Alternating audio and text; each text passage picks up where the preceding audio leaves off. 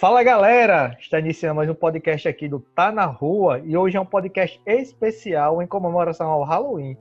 E hoje nós temos a ilustre presença de Bruna Paiva, uma das meninas que eu gosto muito de conversar com ela, uma das meninas inteligentíssima e tem um conhecimento vasto sobre o Halloween. Com vocês, Bruna Paiva. Por favor, Bruna, se apresente para os nossos ouvintes. E aí, galera, meu nome é Bruna Paiva Z, né? E eu gosto muito dessa temática, Halloween, terror, esse tipo de coisa. E para mim está sendo um prazer fazer esse podcast, porque é um filme que eu gostei bastante. Na verdade, é um dos meus filmes preferidos depois que eu assisti. E depois que ele me convidou que a Alex me convidou para esse podcast, eu fui pesquisar mais um pouco a fundo sobre o filme e eu achei muito interessante. E estou muito animada da gente fazer esse podcast. Vai ser muito legal. Eu que agradeço a sua presença. E hoje, pessoal, a gente vai falar sobre o filme A Bruxa, um dos filmes mais aguardados de 2016, que teve um impacto muito grande na cena dos filmes de terror. Bruna, qual foi o seu impacto quando você assistiu A Bruxa?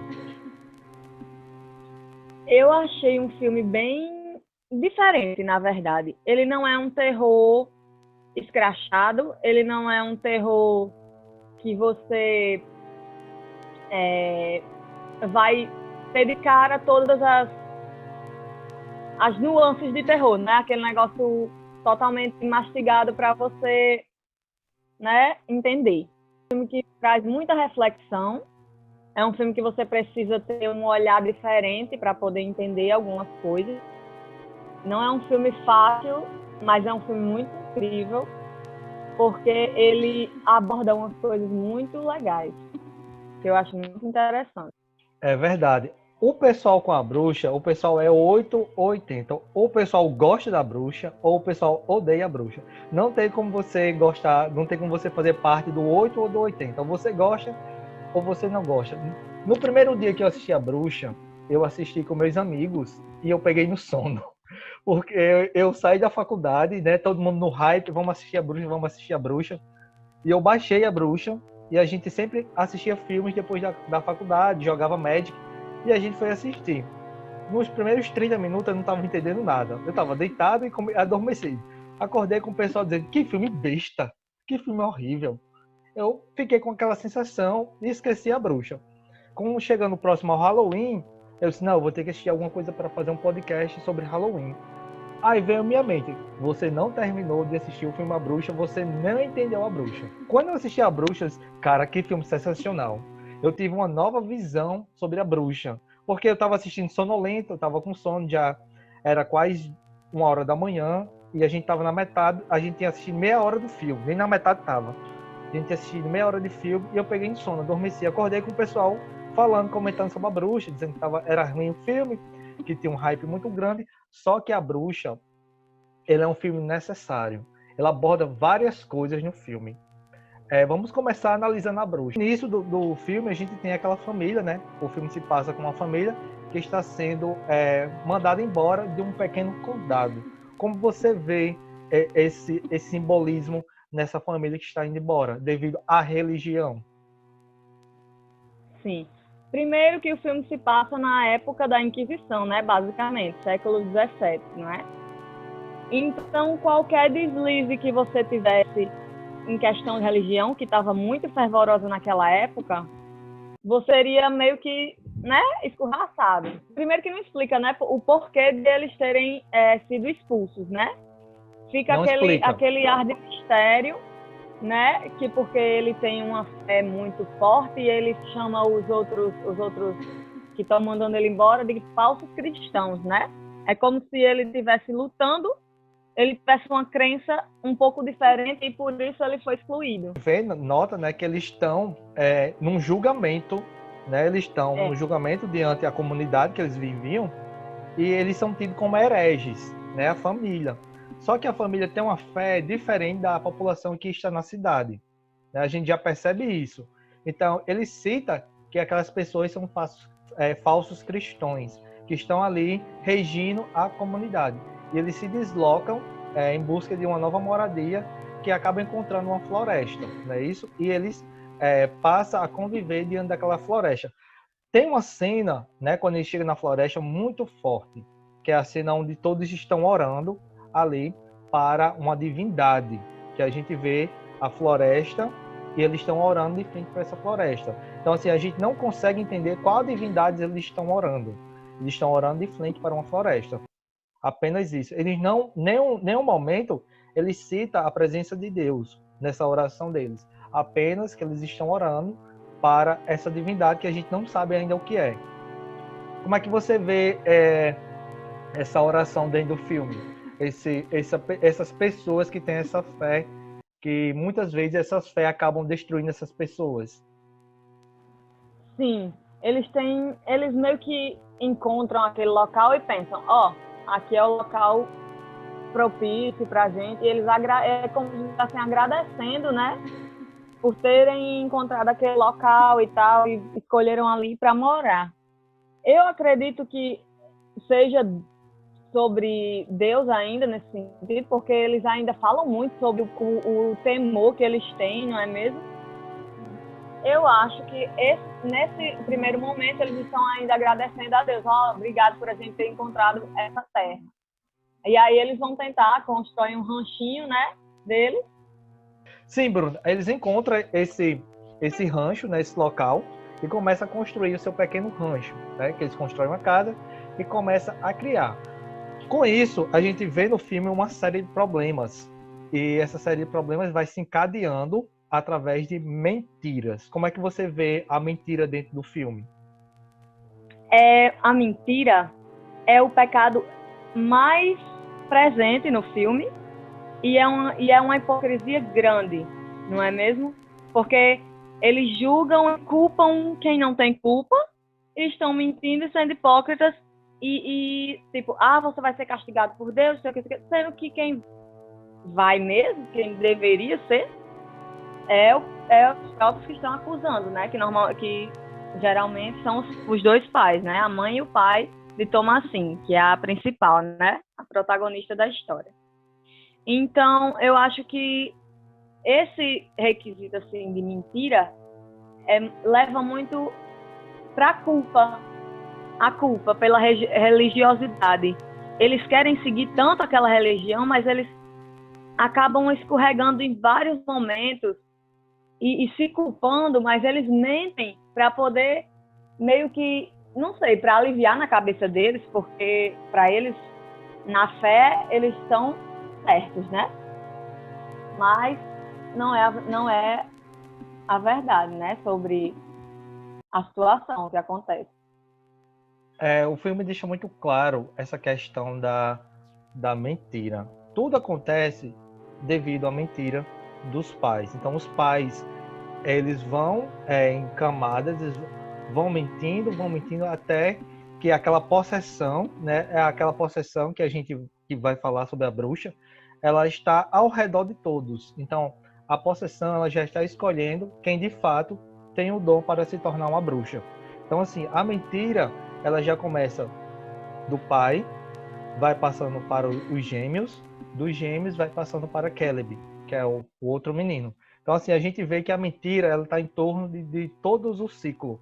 E o ciclo ele vai fechando diante da mentira. Então, quem não, que nem você falou, quem não tem culpa era Thomasin. Thomasin, ela, aos olhos de todos, ela estava sempre mentindo. Na visão dos cristãos, né, para se tornar livres da culpa, eles acusavam quem não tinha culpa, para ser livre das acusações perante a Deus. Só que a gente, o espectador, a gente sabia como estava se tornando o clima daquela casa, daquela fazenda.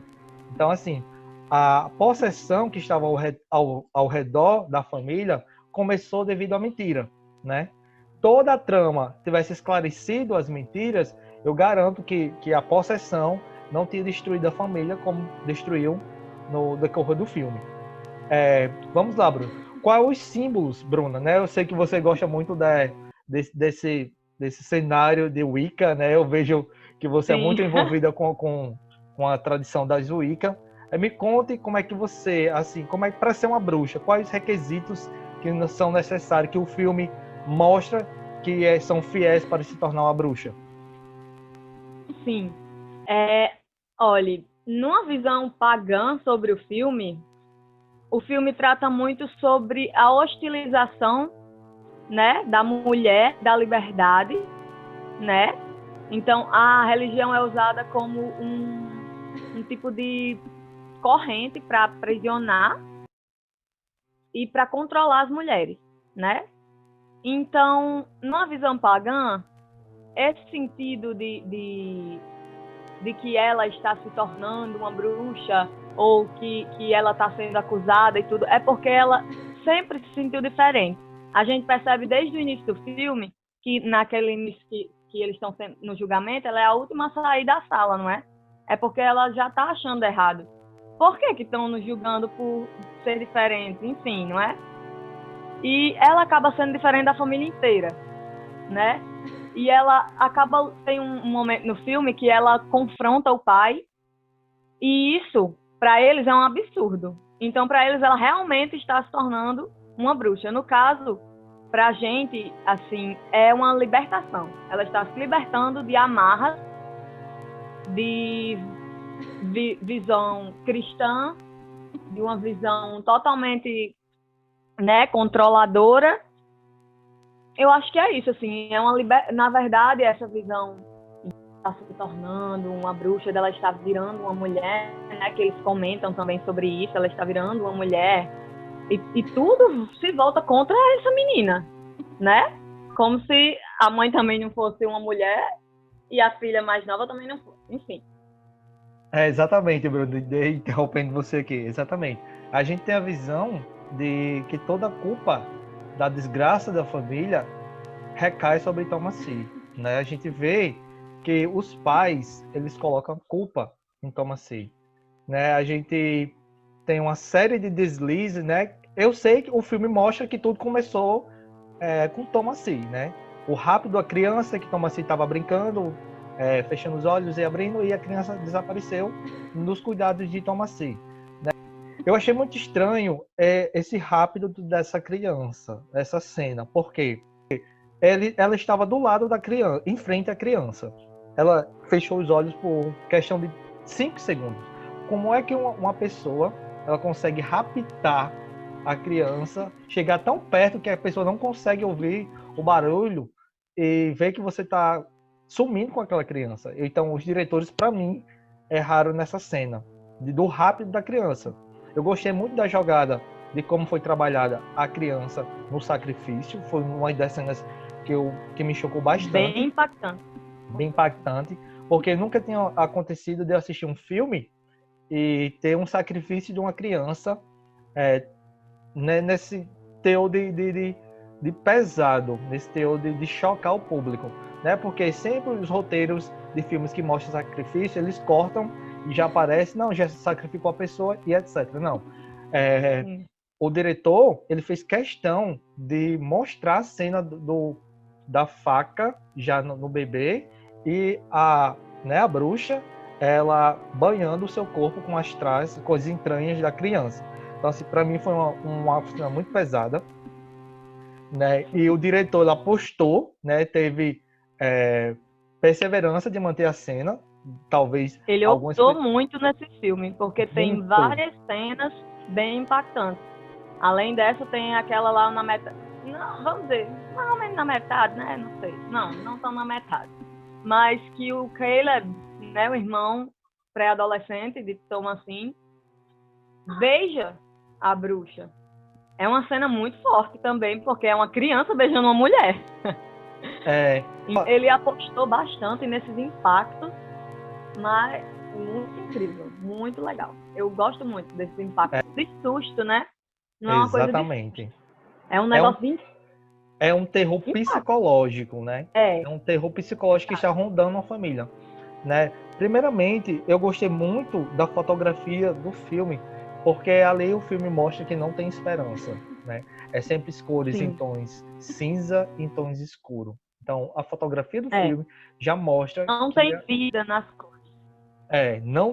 Mostra que não tem esperança para aquela família. A família está totalmente perdida naquele caos, né? Vamos analisar algumas cenas. Vamos começar eu vejo ali a primeira cena que o Caleb, ele olha para Thomasin quando está deitada, né? Caleb está crescendo e Caleb tem desejos como homem, como um adolescente tem desejos por Incestuoso. meninas, né? Então a gente já vê o teor da cena o que quer mostrar para o público. Então, que os adolescentes que vivem dentro da igreja, eles têm desejos carnais pelas meninas. Então, ele já mostra que todo adolescente eles têm desejos sexuais. Então, e o pai, né, numa cena, ele já discrimina esses desejos de Caleb, né? Que Caleb é uma pessoa impura, que todo mundo que nasce são impuros perante a fé deles, perante a religião deles. Ele já passa essa mensagem para o Caleb, que todas as pessoas que nascem, elas já são impuras. Então já começa a fazer uma lavagem cerebral perante a fé diante dessa criança, que eu acho que ele tem no filme uns 11 para 12 anos, né? Então a fé já 12 anos, começa, né? isso, a fé já começa a manipular a cabeça do Caleb. Ele já começa agora a tudo que ele faz, ele sempre se acha culpado. Então, eu não tenho religião, eu não preciso de amarras para fazer o bem, para propagar o bem na terra. E assim, eu não concordo como essa religião é imposta aos aos adolescentes gerais. Porque pessoas que vivem dentro da igreja vivem isso é a minha opinião. Pessoas que vivem dentro da igreja vivem em prisões. E essas prisões muitas vezes danificam o ser humano perante a fé, que o filme ele mostra muito isso. Essa questão dessa Porque fé é meio cega. que eles vivem se reprimindo, né? Eles se reprimem sempre. Sempre estão se reprimindo de algum modo, se culpando pelo pecado original, né? Que os humanos herdaram de Adão e Eva e tudo mais. Então, nesse sentido, é muito a culpa, né? A religião usa muito a culpa contra as pessoas. Exatamente, Bruna. A religião ela sempre busca o ponto fraco das pessoas, que as pessoas temem a culpa, temem a morte, que você é culpado, você não vai para o céu, você é culpado, você vai para o inferno. A religião sempre usa disso para colocar nas pessoas aquilo de ideologia que ela quer, né? Então, as pessoas têm que abrir as suas mentes e observar que nem sempre a religião está certa. A gente tem a ciência também para mostrar outros caminhos. Vamos analisar uma cena, né, que eu estava até debatendo com o Alifer. 3 cenas me chamaram a atenção, viu esse pensamento meu, que são cenas que fazem referência aos contos da Disney. Você percebeu que no filme tem? Vamos lá. Tem 3 cenas. A primeira cena é a cena dos 3 porquinhos, né, que é a cena quando os gêmeos e Thomasin está presa. Sim. E aquilo tenta quebrar as portas, né, da cabana que eles estão. Então aquela cena me remeteu aos 3 porquinhos, 3 pessoas dentro daquela barraquinha e algo lá de fora tentando entrar. Então isso me remeteu aos 3 porquinhos. Outra coisa que remeteu aos contos da Disney foram quando Thomasin e o Caleb eles saem escondidos para ir para a floresta. Então a gente tem João e Maria, né, que o Caleb ele encontra a casa da bruxa. Então a gente também tem uma referência aos contos da Disney. E a bruxa com aquele véu, aquela capa vermelha de chapeuzinho vermelho, exatamente. Então a gente tem eu observei como referência aos contos da Disney, porque tem um livro chamado de Outra Visão sobre os contos da Disney. E essa visão do livro que o livro traz são sempre contos macabros, que não tem final feliz. Exatamente. Não tem nada a ver com um final feliz. Exatamente. Você falou de uma questão muito forte que eu achei ali que o diretor colocou, foi a questão do beijo da bruxa com Caleb. Eu levei para o lado da pedofilia, né? Eu sei que ele não tem nada a ver, talvez, essa cena com pedofilia, mas me remeteu a algo como uma denúncia à pedofilia, porque a gente tem uma mulher mais velha e a gente tem o Caleb, que é um adolescente entre 11 e 12 anos. E a bruxa já sabia dos desejos carnais que o Caleb tinha. Então, assim, ela seduziu o Caleb e teve aquele beijo que a gente vê que ela colocou um feitiço, né? Posteriormente, com o passar do tempo, a gente vai ver isso no filme, que aquele beijo da bruxa não foi nada mais do que um feitiço colocado dentro do Caleb. Como é que você vê esse tipo de cena, Bruna?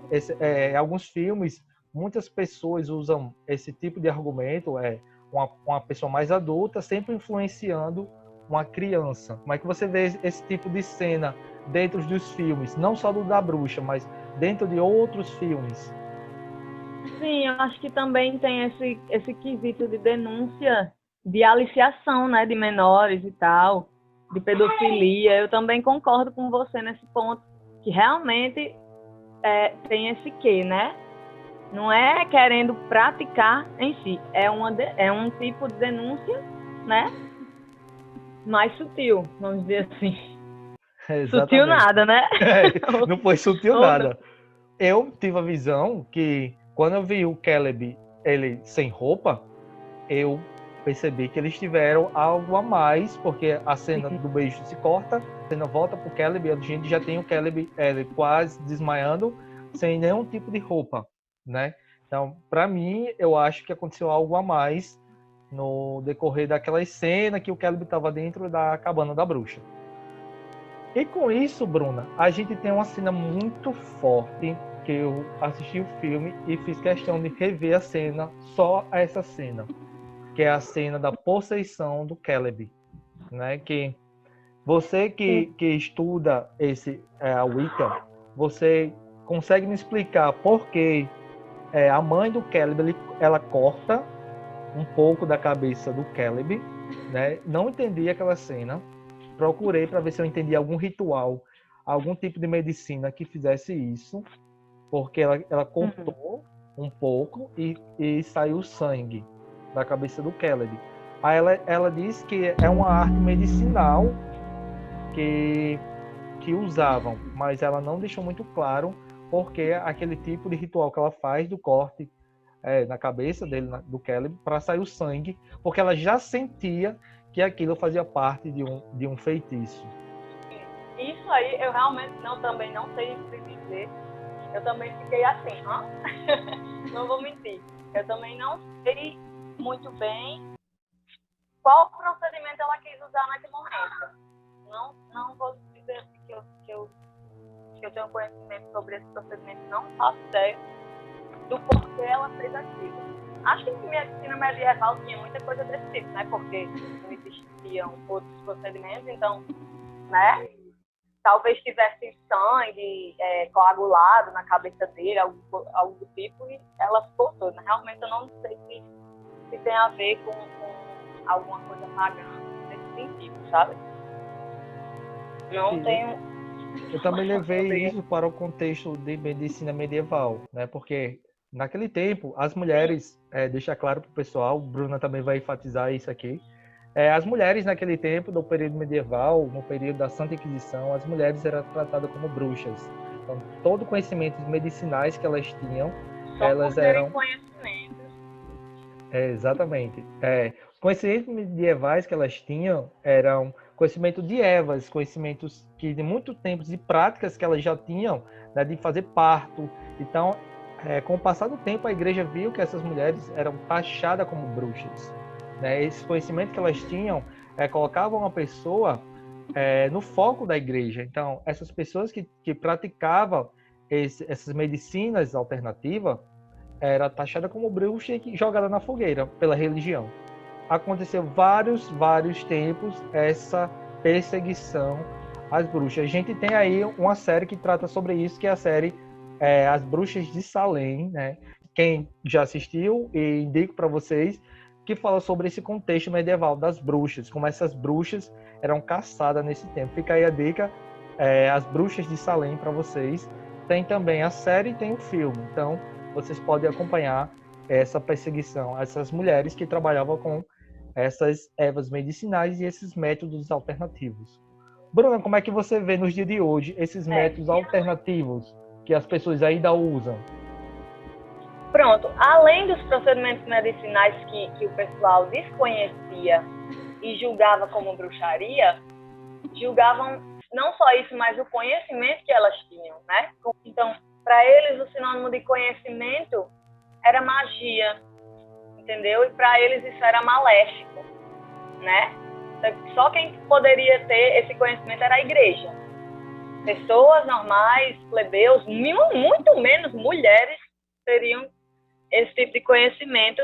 E outra coisa, liberdade.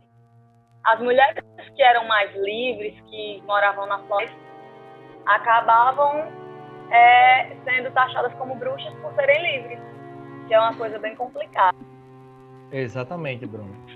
A gente vê que as mulheres que praticam ainda essas artes, né, da medicina indígena, né, que são taxadas ainda nessa sociedade ainda como feiticeiras, feitiçaria. O pessoal confunde muito cartomante com bruxa. Então, é uma diferença enorme, pessoal. Cartomante é uma pessoa que utiliza de dons para prever o futuro através de cartas. Bruxas são pessoas totalmente diferentes que usam a arte.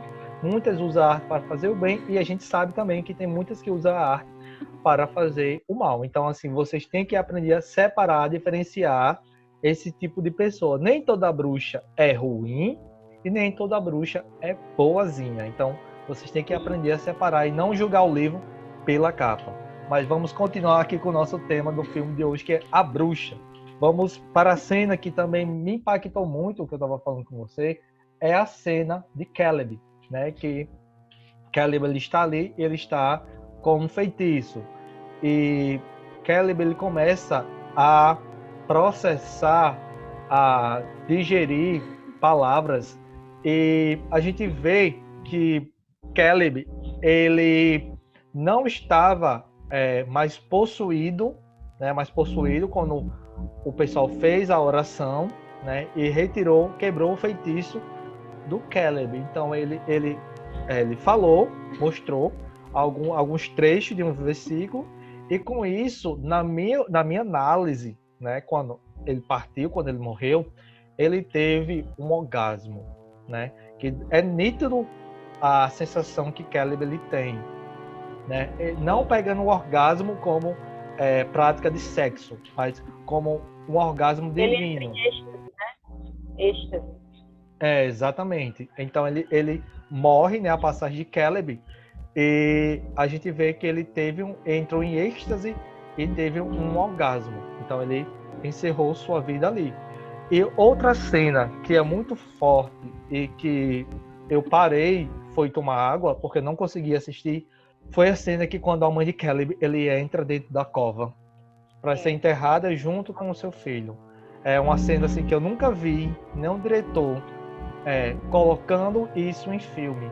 Uma dor de uma mãe em uma partida de um filho, que todo mundo sabe que é a dor mais triste que existe para uma mãe, que é quando um filho seu se parte. E pior ainda é quando você está ao lado de um filho seu e você vê ele morrer nos seus braços. Então, assim, para mim foi a cena mais pesada de todo o filme. Eu já tinha ficado traumatizado quando eu vi o trailer, no hype quando saiu.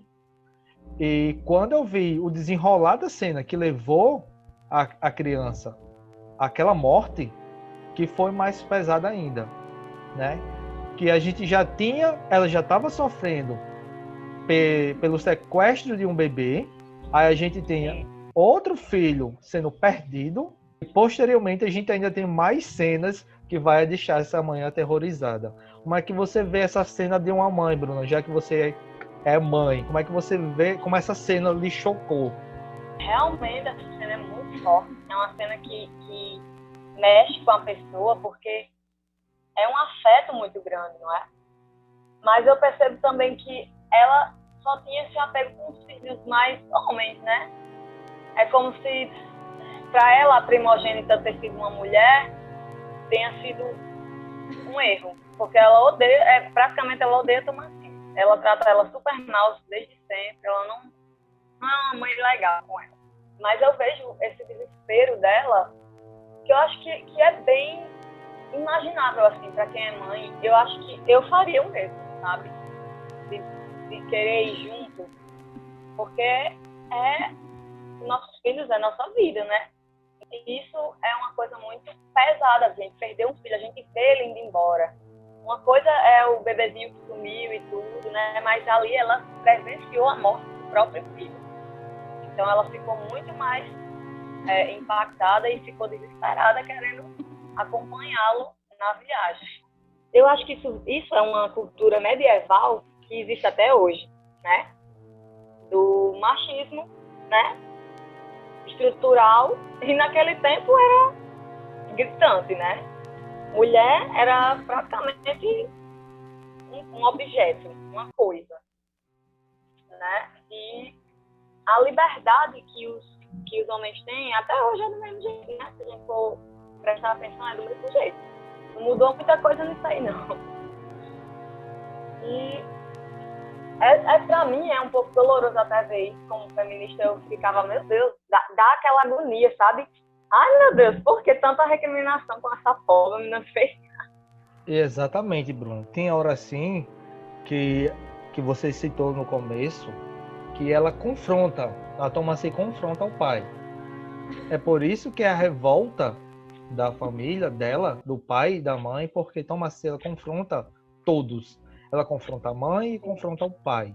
Ela joga toda a verdade na cara do pai. Né? Exato. Eu acho essa cena muito incrível, inclusive. Porque é com ela se descobrindo como mais autêntica.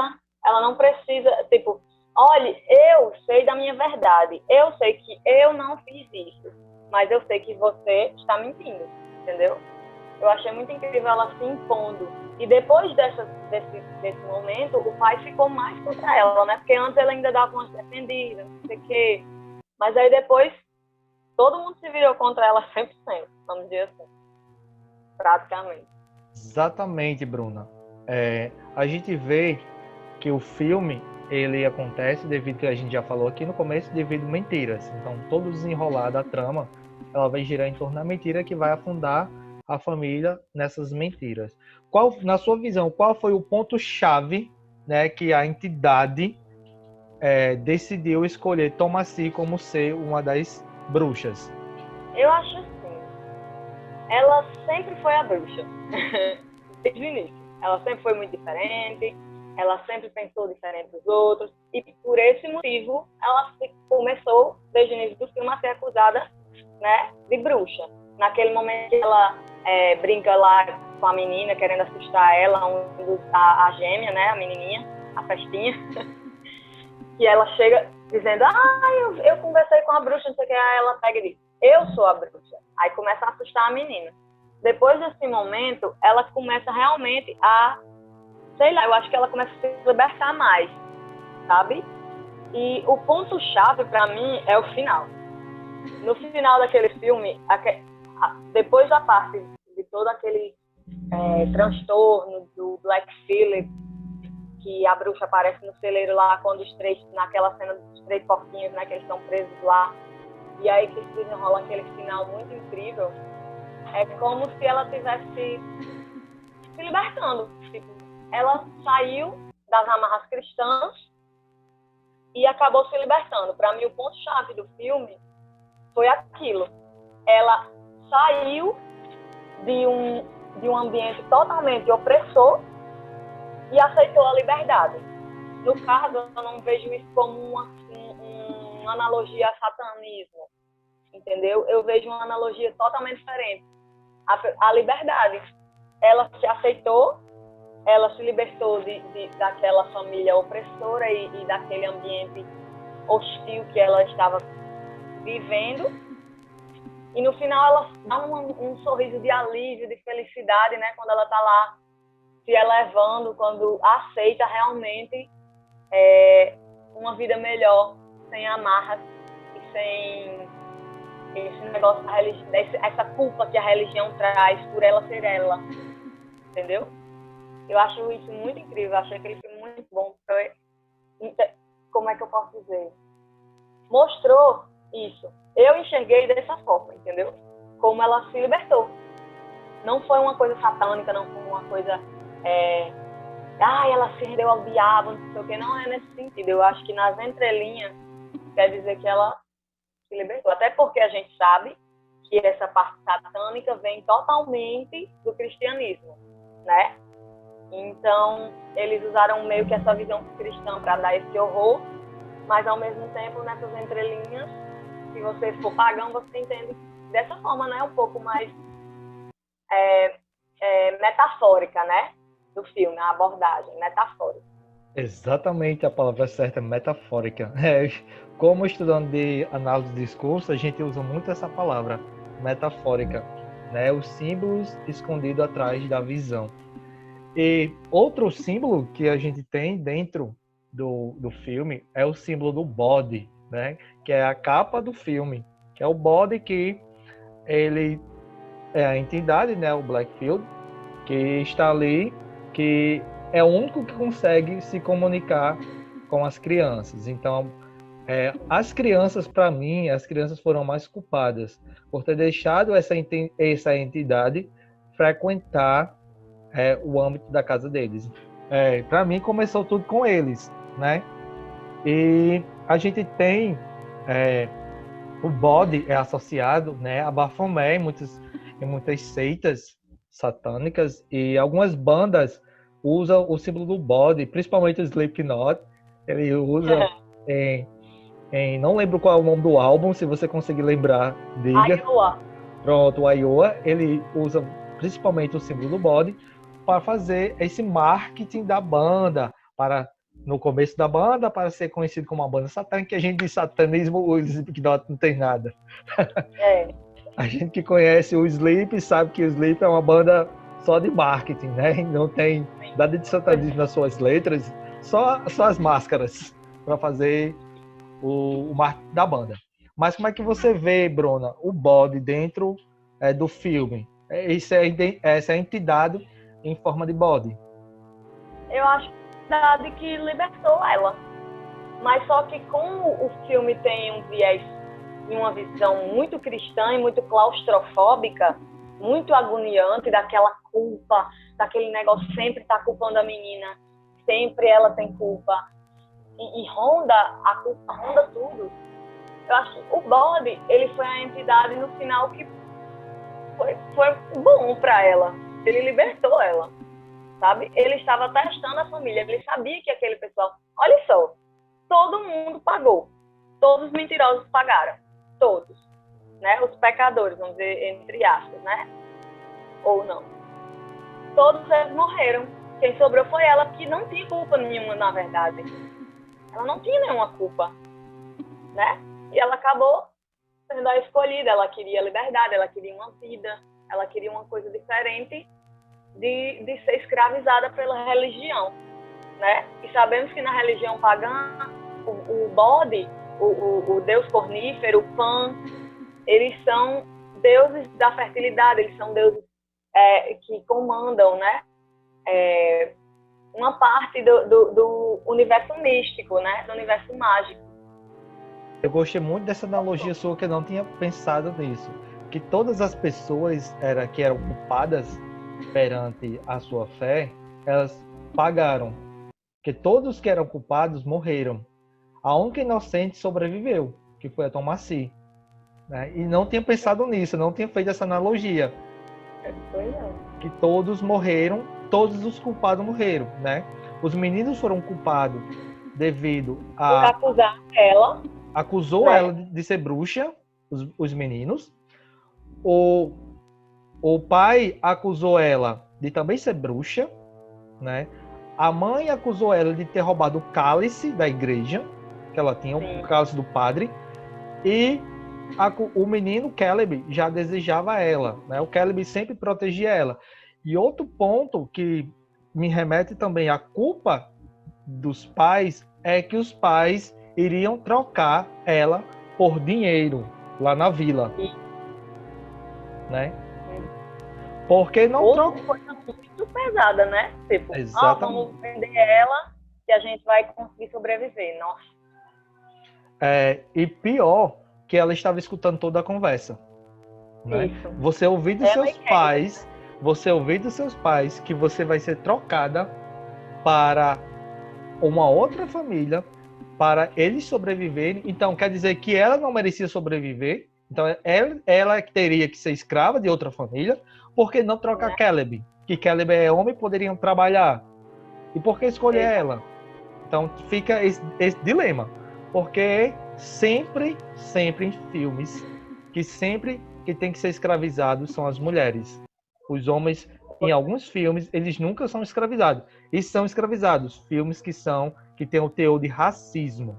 Então, os homens são escravizados em filmes que têm teor de racismo. Já as mulheres, que têm filmes que têm essa conotação de trabalhar como doméstica, elas são vendidas como escravas para trabalhar em casas, né?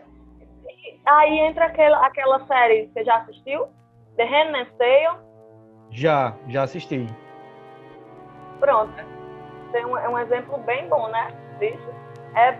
É o machismo e a misoginia comandando aquilo ali, né? Sempre é um assunto abordado, né? Nos filmes. Tipo, esse machismo, essa misoginia da mulher ser sempre a inferior, ser sempre quem tem que ser trocada, quem tem que trabalhar, quem tem que se lascar, né? E o homem fica de boa, de boa, entre aspas, né? Nas condições que ele tenha. Ei, você vai... Lembre-se que você tem 2 irmãos. Você tem Ícaro e você tem Aleph. E eles vão escutar. Eu garanto que Aleph vai escutar. Não tem nada não.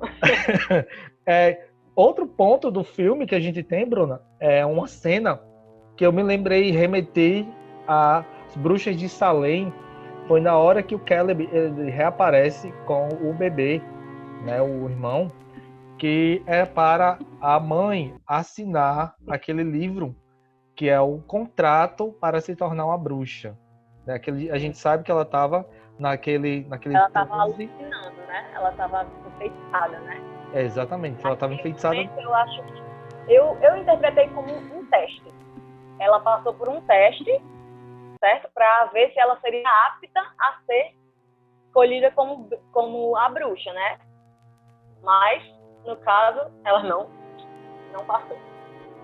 Exatamente, foi o demônio, que é a entidade, ela ofereceu, testou a mãe para ver se ela tinha os dons para se tornar uma bruxa. E quando a gente passa pela câmera, né, a gente vê que ali não era nada além de um feitiço, que ali era apenas um covo, que me lembrou uma cena que tem nas Bruxas de Salem, que é uma mulher que está amamentando um sapo.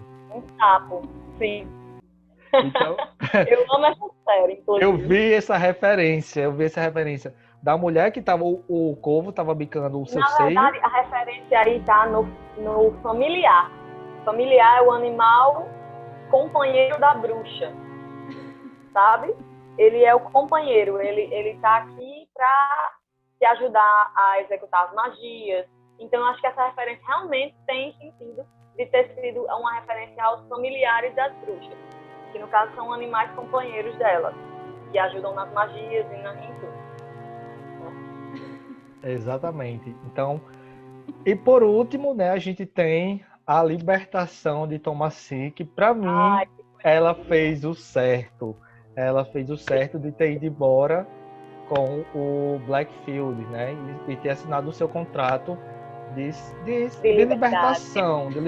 Ali, o livro que ele ofereceu a ela é a carta de euforia, verdade, Bruno, é a carta de euforia. Então ali ela se libertou, ela sabia que não tinha como sobreviver ali naquele caos, não tinha mais comida, então assim, ela era a liberdade dela, então ela fez para mim ela fez o certo. Se amarrou nas crenças que a família tinha. Ela se libertou de tudo. De todas as amarras que ela tinha, de crenças religiosas que a família impunha, né, a ela. Então ela, meu livre-arbítrio, agora eu vou usá-lo. Então ela usou. Ela escolheu a vida que ela quis naquele momento. É verdade. Para finalizar aqui, uma frase que eu vou deixar, né? Já que você está no inferno, abrace o capeta. Porque ela não tinha para onde ir. Ela não tinha para onde ir. A única alternativa que ela tinha era seguir em frente na sua carreira de bruxa. É que a gente vê o final, ela sendo realmente com um sorriso na cara e sendo contemplada como uma bruxa e viveu felizes para sempre até que tenha uma segunda ou uma parte 2 de um filme. Bruna, muito obrigado por você ter participado no nosso podcast. Mas antes de encerrar, a gente tem aqui um programa, né? A gente tem uns quadros dentro do podcast que é a Rapidinha da Xuxa. Igual a Xuxa fazia antigamente no Planeta Xuxa. Então a gente tem cinco questões, né, que você fala o que vem na sua cabeça, né? Bruna, se você fosse um personagem de filme, qual você seria? Eu seria... Meu Deus, tá difícil. Eu acho que, o protagonista mesmo. Não, você seria de qualquer filme, sempre o protagonista, ou você teria um personagem específico? Depende, eu acho que dependendo, eu seria um anti-herói. Ok. Bruna, se você tivesse o poder de escrever um filme através de um livro que você gosta muito, qual livro você transformaria em filme?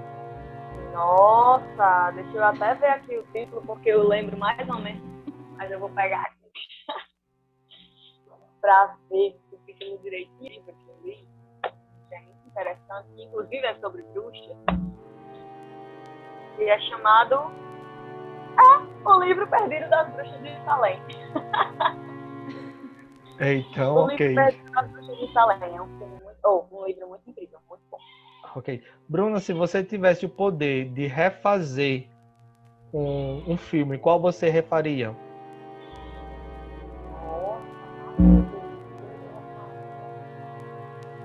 Tipo, para atualizar ou por defeito, por alguma coisa ruim, assim. Isso. Se você tivesse o poder de refazer um filme, ou questão de final, questão de imagem, qual você poderia refazer? Nossa, Deus, agora você me deu um perdido, viu? Porque eu sou horrível de nome. Deixa eu pensar um filme que eu refaria. Eu refaria Crepúsculo. Você refaria a saga Crepúsculo? Sim, a saga Crepúsculo. Refazendo a pergunta, né? Bruna, qual é a melhor trilha sonora para você de filmes? Olha, uma trilha sonora que eu amo é o da Rainha dos Condenados. The Queen of the Damned, que é o segundo filme do Vampiro Lestat, tá? É uma trilha sonora só de new metal, muito sombria, maravilhosa. Amo. Eu conheço, só não li os livros, mas eu conheço. Preciso dos livros de Entrevista com o Vampiro e Rainha dos Condenados. É muito bom, meu. Bruna, agora, qual é o seu top 3 de filmes? Olha, eu vou lhe dizer aqui que em primeiro lugar tá a Bruxa mesmo. Porque eu gostei muito desse filme por causa dessa minha visão pagã. Então, pra mim foi outra coisa, né? Pra mim foi E deixa eu ver outro filme muito bom. Eu sempre gosto muito de filme bem, né? Trashzinho, mas top 3. A Bruxa, Jack, o Estranho Mundo de Jack, que eu amo, e A Noiva Cadáver também. Pra mim são os melhores filmes. Eu gosto muito desses 3 filmes. O Estranho Mundo de Jack, A Noiva Cadáver e A Bruxa. E para finalizar, Bruna, qual é seu top 3 de livros? Eita, meu Deus. Ai, meu Deus. Meu top 3 de livros, eu já li tanto livro na minha vida, não sei se arrumaria. Deixa eu ver aqui. Top 3 livros. Porque eu leio os livros e esqueço as letras. Tá aqui. A Menina que Roubava Livros. Perfeito. Eu amo esse livro. A Menina que Roubava Livros. O Morro dos Ventos Vivantes, que eu descobri na faculdade e achei incrível. Ou foi no ensino... Não, foi no ensino médio. E o outro... é Os Contos de Edgar Allan Poe, Histórias Extraordinárias. Também descobri o Morro do Vento Levante na faculdade, na disciplina de Literatura 2, foi isso. E, Bruna, agora eu queria que você deixasse suas considerações finais para os nossos ouvintes, né? Falar sobre o seu trabalho, sobre as bandas, deixar as suas redes sociais, da sua banda, dos seus trabalhos. Então, gente, eu gostei muito, obrigado, Alex, por ter me convidado.